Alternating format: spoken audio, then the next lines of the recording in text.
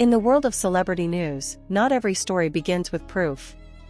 Some stories begin with a feeling, a pattern, a moment that makes people pause, rewind, and say, "Wait, did you notice that too?"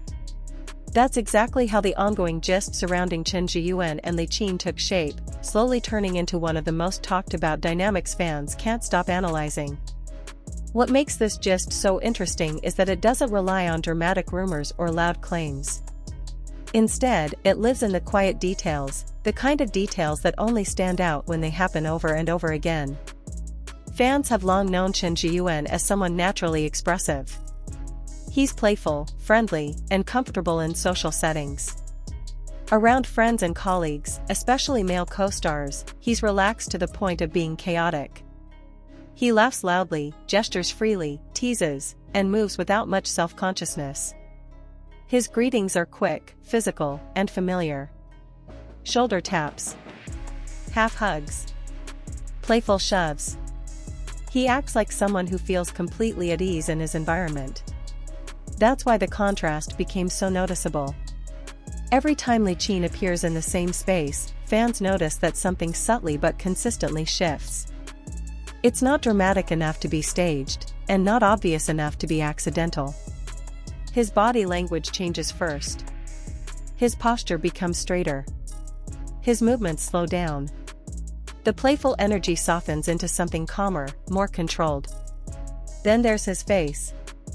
Around friends, his smiles are wide and careless. Around Li Qin, they become gentler, almost restrained, as if he's more aware of himself. His eyes linger longer. His focus narrows. Even when multiple people are around, he seems to give her his attention in a way that feels deliberate rather than automatic. Fans started pointing out that it's not just one clip. It's not one event. It's not one interview. It's the repetition that makes people talk. Different occasions. Different outfits. Different settings. Same shift in energy. At public events, he greets most people quickly, a nod here, a smile there, a handshake that lasts barely a second.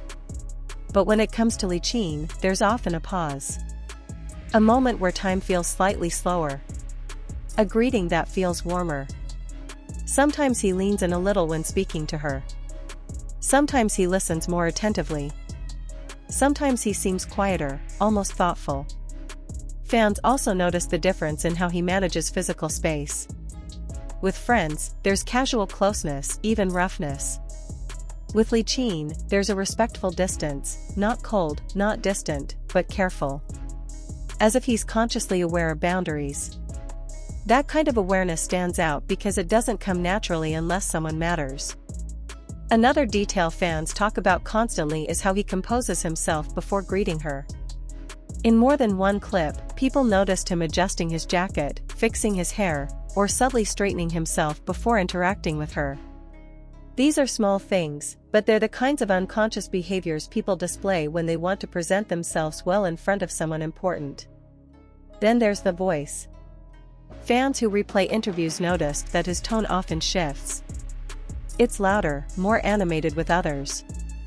Softer, calmer with her. Sometimes he speaks less, listens more. And when he does speak, it feels measured, intentional.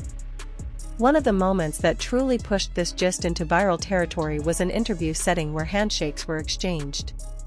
With most people, the handshakes were brief and professional. But with Li Qin, the handshake lasted a bit longer. The grip looked gentler. Eye contact held just a second more than usual.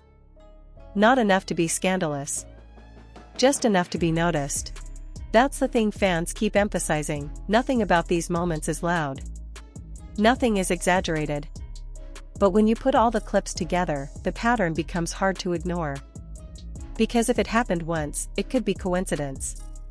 If it happened twice, it could be circumstance.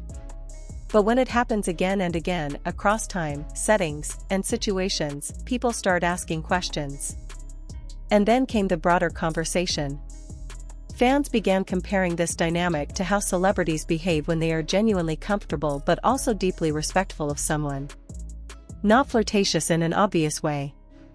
Not performative. just softer, more intentional, more aware. That's where the para-speculation started circulating, not as confirmed news, but as symbolic storytelling within fandom spaces. Fans weren't claiming proof. They were expressing a belief that if something existed between them, it would likely be private, quiet, away from cameras. Not posted, not announced, not packaged for public consumption. In a way, the Paris idea became less about a real location and more about a metaphor, the idea that some connections don't need validation from the public eye. That they can exist without documentation, without press releases, without explanations.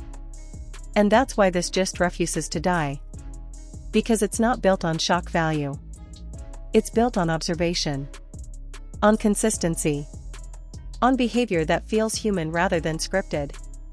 Whether what fans are seeing is admiration, respect, comfort, chemistry, or simply professionalism taken to a deeper level, the dynamic itself feels genuine enough to keep people watching.